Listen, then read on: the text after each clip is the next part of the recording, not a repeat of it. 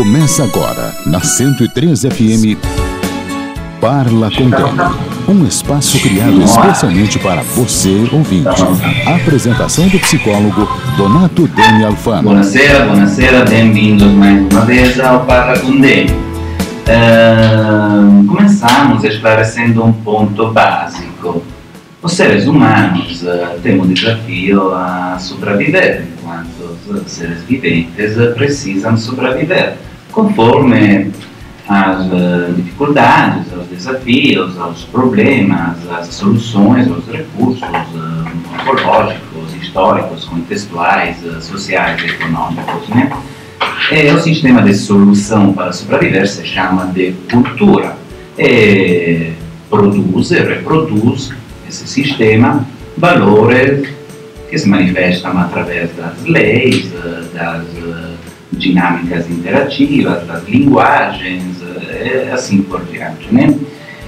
Um desses artefatos culturais que os seres humanos inventaram, produziram para sobreviver é organizar-se em sociedades. Sociedades com foco um valor determinado. Do ponto de vista histórico, cultural, antropológico, as duas sociedades prevalentes que caracterizaram, que marcaram a história, que ainda caracteriza e marca, são a sociedade patriarcal e a sociedade matriarcal. A gente vive, o sistema ocidental vive uma sociedade patriarcal, ou seja, uma sociedade organizada em função do capital. Do ponto de vista etimológico, o dom do pai, patrimunus, ou seja, o patrimônio. O patrimônio é o dom do pai. E para garantir a continuidade do patrimônio, se organizaram os seres humanos da sociedade patriarcal, inventaram também um outro produto, um artefato cultural, que é a família.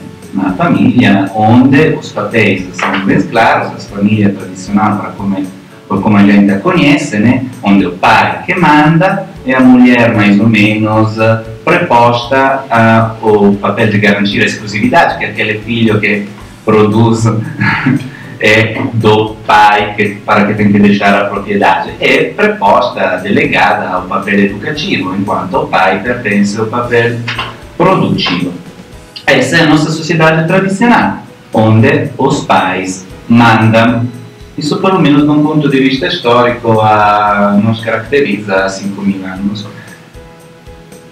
Quem de vocês não lembra, nas sociedades tradicionais, a lei do pai, inclusive na linguagem, um tipo de formalidade, era suficiente uma olhadinha, quase uma reverência, um respeito para que não se pudesse nem questionar a autoridade do pai. Mas hoje em dia essa autoridade parece ter sumido, pelo menos de um ponto de vista geral, estamos generalizando, mas os nossos ouvintes, os ouvintes do Parla com Dani, justamente respondendo a uma pergunta, uma pesquisa colocada no Facebook Parla com Dani, pediram de enfrentar, de ter esclarecimentos, orientações, de ser norteados em entender, através de algumas sugestões para saber o que fazer, respeito a um fenômeno que parece prevalente, que é a autoridade dos filhos. Ou seja, estamos falando de quando os filhos começam a dizer eu não quero, eu quero, eu não quero, eu quero, e o sistema familiar se organiza ao redor desses pedidos. Vamos tentar entender as razões do porquê está acontecendo isso. E pergunto para os meus convidados, os ilustres participantes da mesa do Parla com Dani, que são a doutora Celina Poletto e a doutora Luciana Marin, que a doutora Celina Poletto, vocês conhecem, inclusive muito honrado pela sua segunda vez ao Parla com Dani, e a doutora Luciana Marin, que é psicóloga clínica, come si può dire, apreciada colega, e que trabalha, inclusive, faz mais do que 10 anos na Secretaria da Educação. Então, os ouvintes podem participar e colocar as suas questões, perguntas e dúvidas direttamente ao numero ligando vivo na rádio, número 362-0103, se não erro. No meu WhatsApp pessoal, que tem código 49, o número é 8895-5231, diretamente no perfil do Facebook, Parla com Dini, vocês podem colocar ali anônimo, anonimato, as suas colocações. Vamos diretamente a conhecer as opiniões e os esclarecimentos dos nossos convidados após o comercial, após ter agradecido ao patrocinador do programa, que é a Erni Assessoria Empresarial. Quer na volta? 54 anos, acompanha a gestão de negócios, atua na assessoria contábil. Não vejo, mas eu ouço. Quer qual na volta dele? Última geração, estrutura física adequada, composta por profissionais qualificados, indústria, comércio, serviços, e assessoria empresarial. Nós estamos indo bem. Agora vamos começar a posicionar os produtos. Sim, senhor. Boa noite, é uma satisfação imensa participar do seu convite, né? E estar junto com você, Luciano. Espero que seja útil a nossa intervenção, porque realmente querer se reproduzir e imortalizar é uma façanha que os humanos não sabem entender e dificilmente conduzem, se você olhar isso de uma maneira filosófica e mesmo construtiva em termos de sociedade. Inicialmente, desde que você falou no modelo patriarcal, este está assumindo atualmente. Nós viemos do primeiro sistema pré-histórico, que era a família tribal, que algumas regiões do mundo ainda vivem nesse aspecto, em que todos os valores e situações de convivência social eram completamente diferentes quando comparadas àquelas que foram criadas no sistema patriarcal, em que se tomou posse da propriedade e que essa propriedade deveria passar para quem a conquistou, e por isso queria a fidelidade da mulher, para que o homem não tivesse dúvidas quanto à prole e não tivesse dificuldades em passar a sua propriedade. Hoje nós já vivemos um esquema em que a propriedade já não pesa tanto na construção da sociedade. E aí acho que foi o momento em que ocorreu a ruptura do sistema patriarcal e da forma como foram observadas e instituídas as maneiras de criação dos filhos. Então, para nós conversarmos aqui essa noite, eu acho que primeiro de tudo nós deveríamos conversar sobre que tipo de família falamos. É uma família que tem pai, mãe, filhos, um filho, 2 filhos. É uma família que tem pai, mãe, filhos, cachorro, papagaio, bonito. É uma família que tem a mãe e filhos de pais diferentes, filhos do mesmo pai. É uma família que tem só o pai, com filhos de mulheres diferentes. São famílias homossexuais. É um mundo tão diverso que para inserir uma criança, a educação e o crescimento dela fica muito difícil. E ainda esqueci de citar aquelas famílias que são construídas por amigos que dividem o mesmo espaço de habitação, o mesmo espaço profissional, que acabam tendo entre elas uma relação de confiança, amizade e construção. Muitas delas acabam procriando nesse mesmo ambiente, de pais diversos, e essas crianças estão ali incluídas e acabam depois sendo misturadas ao nosso dia a dia com esse grupo diferente de famílias, com os quais a Luciane deve estar muito habituada a trabalhar. Então, acho que a primeira definição é saber aonde colocar essas crianças para depois ver qual é a postura que elas vão assumir nesse mundo para sobreviver, que foi o que você disse. A intenção do homem é sobreviver. Agora, ele quer sobreviver simplesmente para não passar frio, fome, sede, ou porque ele quer fazer a transmissão genética do DNA dele de boa qualidade? Estamos falando do macho? Não, isso é com a fêmea também, porque você tem que lembrar que aqui os humanos, em termos de transmissão de imortalidade, o desejo é igual para os dois. Pode durar um pouco mais no masculino, mas o feminino também. Se não existisse isso, inicialmente o seu sistema límbico não iria permitir que você se aproximasse de uma mulher e uma mulher não se aproximaria de um homem. Então, destaco duas conotações, dois fatores, dois pontos extremamente importantes que me chamam a atenção, que tabela Luciana, né? Ou seja, de que tipo de famílias estamos falando? Inclusive a família é um artefato legal, um conceito que tem que ser regulamentado por leis, não simplesmente pela convivência ou a proximidade ou a transmissão genética, né? Justamente, por exemplo, os casais homossexuais ainda não têm o reconhecimento do estatuto de família de um ponto de vista jurídico, legal, social, bem porque não tem essa capacidade intrínseca da procriação, então não garante a patriarcalidade na transmissão do patrimônio. As femininas poderão procriar tranquilamente, porque uma delas pode gerar os filhos. Mas de um ponto de vista legal, essa é uma pergunta do que eu sei que na Europa... Mas isto já dá para elas a inclusão no grupo da propriedade. Mas no reconhecimento do estado de família, teremos que... Acho que tem alguns países, alguns pontos, até dentro do próprio país, que aceitam isso. Por exemplo, os Estados Unidos têm vários estados que aceitam e legalizam. A Suécia aceita, a Itália não, por exemplo. E outros não. Então são conotações diferentes. Sim, exatamente. Mas eu não sei como é no Brasil. No Brasil, não sei. Em termos de leis, eu realmente não sei dizer nada, mas também está proliferando muito e a gente sabe de casais que têm essa possibilidade de criarem filhos ou adotados ou gerados por um dos parceiros. Se alguns dos advogados ou dos profissionais da área jurídica quiser fazer o esclarecimento, pode colocar no Facebook ou ligar diretamente ao vivo ao número 36210103, né? Mas independentemente do ponto de vista jurídico legal, é importante entender qual é o tipo de representação que os brasileiros daqui, prevalentemente, têm a respeito ao conceito de família. É isso que, como uma onda, chama outro ponto, né? Porque as pessoas planejam ou não planejam, mas quais são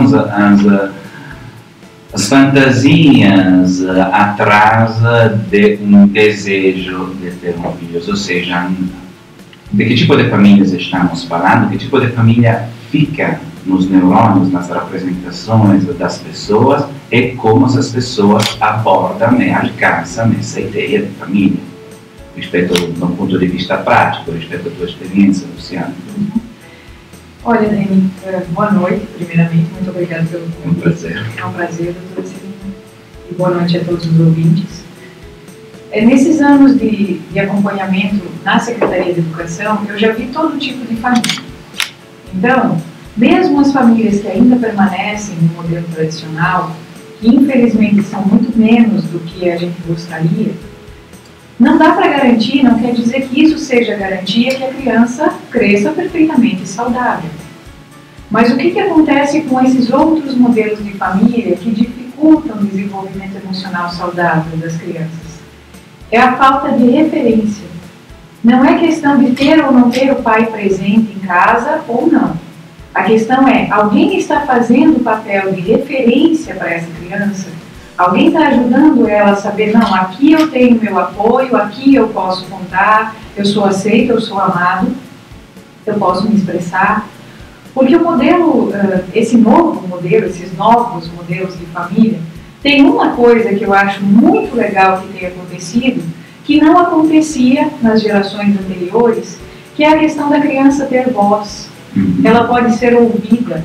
Então ela pode falar dos sentimentos que ela tem, ela pode falar das coisas que ela sente, ela pode se expressar com mais facilidade do que as crianças faziam antigamente. E o que a gente vê desses pais de agora, que acontece, é que eles não querem que os filhos vivam o que eles viveram em educações extremamente repressoras. Então eles tentam fazer diferente. Só que alguns, mesmo que tenham um modelo familiar tradicional, acabam às vezes escorregando para a permissividade. E isso, quando fica excessivo, vai causar problemas porque a criança perde essa referência. Então, às vezes até tem o pai e a mãe dentro de casa, mas não tem nenhum referencial. E aí acaba prejudicando também. Porque o que a criança precisa ter é alguém que diga para ela, que mostre para ela, que conduza ela nesse começo da vida dela, saber como é viver em sociedade e o que ela deve aprender para ter um desenvolvimento saudável dentro da sociedade.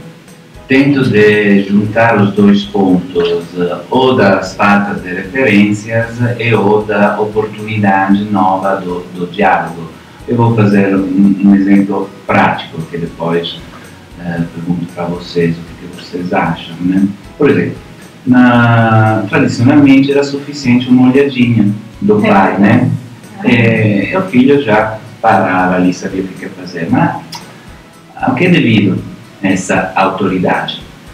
Antes do que acontecesse a olhadinha ou a transgressão do filho para que merecesse essa chamadinha, né? O pai ou a mãe dialogavam com os filhos, apresentando um sistema de regras. Olha, na mesa tu não tem que ficar com o cotovelo ali na mesa, não tem que levantar-se antes, tem que arrumar a cama, quando estamos em lugares públicos, nos mercados, tu não tem que fazer de Big Brother ou Grande Fratello ou sei lá o que, né? Não, Grande Fratello italiano, grande não. Então, no momento em que o filho transgrede, é simplesmente chamar, que o filho já sabe o que o pai está referindo e que ele está sendo errado, está transgredindo. Agora parece que os olhares, as olhadinhas se lhe sobram, mas os filhos não sabem nem a que se referem. Ou seja, tem essa oportunidade de diálogo, mas de fato não vem atuado, não vem concretizado num diálogo efetivo ou eficaz, né? Parece quase o que aconteceu nos anos 60. Vamos a quebrar com o sistema tradicional, no 68, né? Mas não vamos substituí-lo com algo de substitutivo, né? Ou seja, você ganhou a oportunidade do diálogo, mas você deixou vazio esse diálogo, né? Então, de um lado, não tem nem essas referências para o que as crianças poderiam encaixar-se, os filhos poderiam encaixar-se no momento que viessem chamados. De outro lado, pergunto, mas será que essas faltas de referências não estejam nas cabeças dos pais? Ou seja, como eles poderiam, eventualmente, se esse é o rumo para tentar entender a situação, dar-se conta, entender e escolher que tipo de modelo de representação familiar conformar-se, dedicar-se. Me parece um grande vazio nesse momento, desse ponto de vista. A gente sabe de sobra que a ética e os padrões são criados e implantados nos indivíduos na primeira fase da sua vida. E isto depende fundamentalmente da família.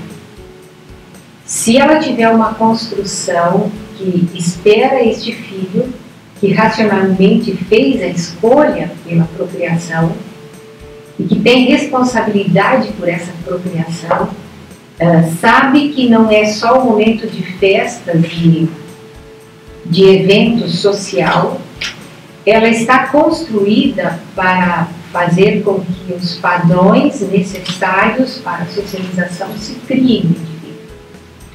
Depois que tiver passado dos 4 anos de idade, não é assim que funcionava no tempo que eu lia bastante psicologia, já se perde muito deste contexto. Então, se o modelo onde o sujeito foi inserido para receber a sua ética e os seus padrões não é fixo e constante, ele não tem um embasamento e não vai seguir regras que mudam a todo instante. Ele fica muito inseguro. E a Luciane sabe, mais do que qualquer um, o grau de ansiedade, de frustração, de negligência consigo mesmo, com as suas aspirações, decorrentes da estrutura familiar que não soube impor as frustrações antes dos 4 anos de idade, as frustrações, as omissões de socorro quando necessário, que se carrega depois no resto da vida e que nós, como médicos, acabamos prescrevendo montanhas de medicamentos para coisas que seriam consertáveis se a estrutura ainda estivesse funcionando com padrões fixos. Claro, quando a gente fala de limites, vocês podem visualizar quase metaforicamente bem a construção de uma estrutura. Ou seja, imaginem que pondo limites vocês estão construindo o quarto de seu filho, né? Sem esses limites, o quarto não tem paredes, e o filho, em vez de ficar em uma confortável cama, fica vagabundo, fica sem uma estrutura contenitiva, né? O que significa isso? De um ponto de vista evolutivo, psicológico e social, depois o limiar da frustração fica muito baixo, se torna absolutamente intolerante, incapaz de reações, de reagir às frustrações. Aqui teremos que destacar um outro ponto, a atitude substitutiva dos pais, respeito a todos aqueles momentos que os filhos encontram as primeiras frustrações. Uma nota baixa na escola, ser deixados na namoradinha, não ter aquele brinquedo que o vizinho tem, e assim por diante, né? Então, ou inclusive, do ponto de vista muito mais prático e básico, a mãe que arruma o quarto para o filho, que faz tudo para o filho. Então, essa atitude substitutiva em termos de frustração, de educação à frustração, que tipo de consequências poderia ter para o adolescente e depois o adulto, Luciana? E sabe que assim, Dani, agora que você falou em frustração, eu lembrei que, por exemplo, na época de Natal, mais ou menos, é comum as famílias perguntarem para a gente, e acredito que para outros profissionais da nossa área também, como é que eu faço para não frustrar o meu filho se eu não posso dar para ele o que ele quer? E a minha pergunta de volta é sim, mas para que tu não quer frustrar o teu filho? Certo. Porque a questão não é, eu vou frustrar porque eu não te dei o brinquedo X. O que eu não acho importante é você ser grosseiro no explicar para o teu filho, não vai ganhar e pronto. Aí é outra coisa. Certo. Agora, você não poder dar, e às vezes eles fazem absurdos, se endividam, enfim, deixam de fazer coisas para a família para dar aquele dito brinquedo porque eu não posso frustrar meu filho. E o discurso por trás disso sempre é aquilo, eu quero que meu filho seja feliz, eu quero que meu filho me ame, eu não quero que ele fique chateado comigo. E desde quando que o amor depende de você nunca frustrar outra pessoa? Se fosse assim, ninguém se amaria nesse mundo, porque é impossível você não fazer isso. E a criança também é impossível, o teu filho vai sofrer. Ele vai sofrer. Vai sofrer. Não existem meios desta criatura viver uma vida inteira sem frustração e sofrimento. Essa ilusão de que a criança tem que ser feliz a todo custo e sempre é totalmente errado. Então, a questão não é não frustrar. A questão é você saber explicar para a criança o que está acontecendo, e a questão dos limites é fundamental para a construção do equilíbrio emocional. Voltamos a aprofundar essa questão dos limites, que é importantíssima, após um breve intervalo comercial. O agradecimento ao nosso patrocinador, que é a Ermin Assessoria Empresarial.